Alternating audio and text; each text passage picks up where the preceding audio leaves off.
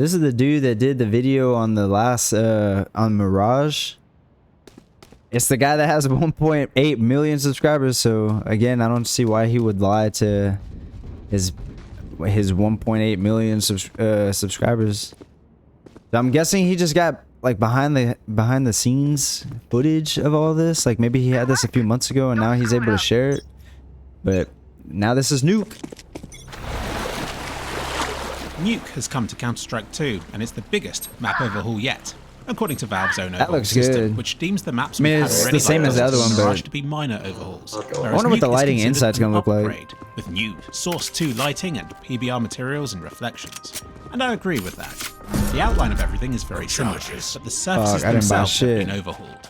Stick your face up to almost any texture on this map and its improved materials are clear to see. The tarmac now has intricate patterns to its cracked surface. Almost everything's shiny in some way. And Source 2 is finally capable of displaying the colour red. When we look back, CS2's surfaces just look browny orange in comparison.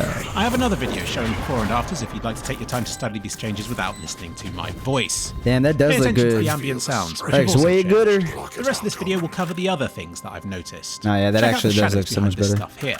Now look at them here. Both of these examples are from CS2, and yet there's very clearly a difference between how these shadows are rendered, with this second example looking worse, and more pixelated and blocky. This, believe it or not, is Source 2's new lighting. Bringing the real-time lighting that CSGO used to have outside, indoors. As you're running down Nuke's corridors, look down and you can make out these shadows around your feet, sometimes even seeing two different shadows at once. I'm a little bit sad so they gotta get that lighting correct. The technology has been around to blur the look of these kinds of shadows for over a decade now, but it does at least bring some of the shadows indoors up to outdoors real-time quality, and could affect gameplay by having your shadows give away your position before you turn a corner. These sorts of shadows don't appear until you reach the high shadow setting, and they don't line up with where the lights appear to be in the room. Instead, from an extra percentage that's represented in the map's reflection as a white ball. It means you get slightly unnatural results. Like in this room, you'd expect to see 3 different lights and thus 3 different shadows, but there's actually just one bright one in the middle. Valve doing it this way does mean that they can easily shift the position of these lights and shadows that are cast, should they interfere with the gameplay in a negative way. There's an especially bright light under the ground in Bombsite B, which will cause your character to cast a massive shadow on the ceiling when he's stood in the centre of the site. So there's one of these real-time shadow casting things present in almost every room of Nuke. On the walls, I feel like that'd get annoying. If you open a door and see the shadow pass by, you'd probably freak out. And here's a player shadow giving away his position here as well. Even the sunlight in Bombsite A is done using these real-time lights. Look at this! At medium or low shadow setting, this player shadow doesn't appear at all. I don't know what Valve's going to do about this. Oh yeah, that's it seems like a major They're going to have to fix that, yeah. They're either going to have to make it so that character shadows are projected let you know where they are if it doesn't or at none distract you. Or a third option would be to have some weird cut-off where the shadow fades out early, like it seems to be doing in this doorway for reasons I'm not sure of just yet. But I do hope they keep the shadows in, because it looks kind of sad without them. So I guess that's the biggest change to the gameplay. They also removed this bench from the middle of locker room, as it did obstruct movement. We're quickly going to take for granted how much of an improvement the materials in Source 2 are. So time for a quick reminder of how bad it used to look. Look at this shiny metal fence material. Doesn't seem too hard to do right, does it? Yet CSGO gave us this weirdly plasticky looking metal instead, with fake looking sheen lines on it. Again, the new one looks like metal, complete with blemishes and reflections. The old one looks like an old grained plastic texture. This example's even better because CSGO appears to have all the new fancy effects on these things already. Its pipes are shiny, and as we move the camera out, reflections on the walls highlight the many bumps and imperfections with the material. Even the sides reflect sheen to it. He wasn't that hard to. Smooth, flat surface. It doesn't seem like anything's missing from this example, so you wouldn't imagine that CS2 would help improve this much. Yet it does. Now it helps that the reflections of stuff, white streaks, now seem to represent the room that they're reflecting. And for those of you who worry CS2 makes everything too shiny, you can breathe a sigh of relief. I was about to say, it just kind of makes everything a little bit shinier. This area is now significantly less shiny looking than it was before. So it's not that Source 2 makes everything more shiny, leveling it out of being much shinier should it need to be, depending on the material something's made out of and the current lighting conditions. And it's not like it just applies this effect to an object and is done with it. The way in which a single surface interacts with the lighting can vary, depending on whether there are greasy fingerprints or surface scratches, or even what the underlying materials are made from. The white bits of this sign are much shinier than the blue bits, for example. And it's also how all this stuff interacts with the improved shadows. These massive curved concrete structures really do it for me.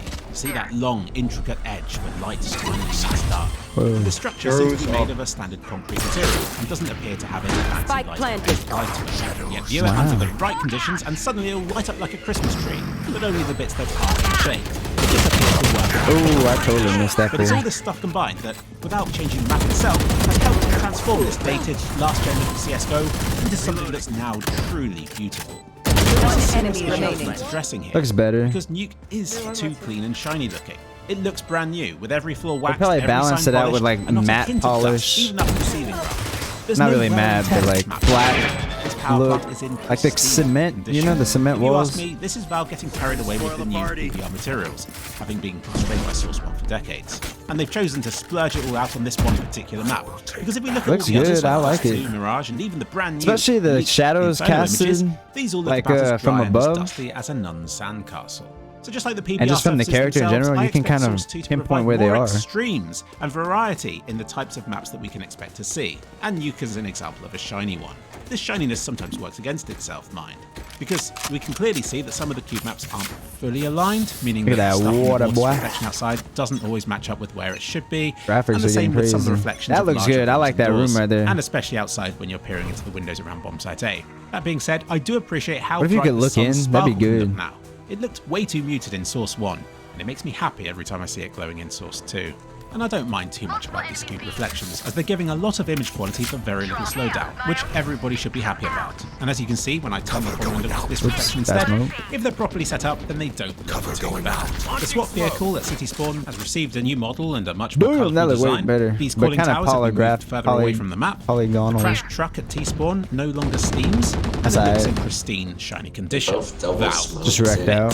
It's especially weird given that some things, like the cooling towers and vents around the map, now emit a new, somewhat 3D looking steam effect. And no matter how far I fly away from the map, it all remains visible. In CSGO, all of the individual objects had manually configured distances where they would start to fade out of existence, which made a lot of the flybys I did in my videos look buggy and distracting. Clearly, this fade out didn't just annoy me, it annoyed Valve too. So much so that they personally set me some console commands to keep their maps looking one enemy remaining. You see here, object fade out no longer seems to be a thing in Source 2. Instead, it uses a GPU culling technique to hide stuff that it thinks is out of view, making everybody's lives easier. So yeah, there's not too much else to say about the new Nuke. It's very much like the old one, but most surfaces now look much higher in resolution and are generally shinier.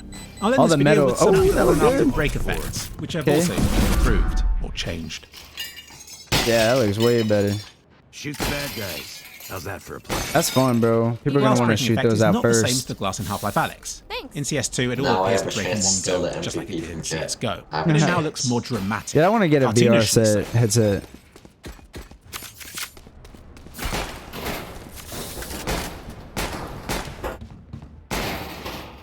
Oh man, they could have made that look cooler too.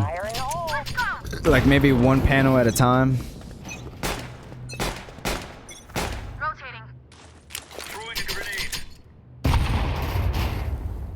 That ain't bad. You know what game looks fun?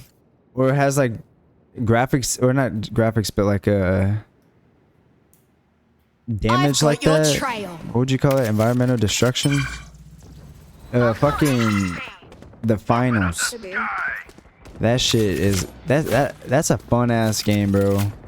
I want them to drop it already, because that game was really fun. I played it for a little while it was on trial or whatever. And it was fun, bro. That game is gonna be one of my favorites to play.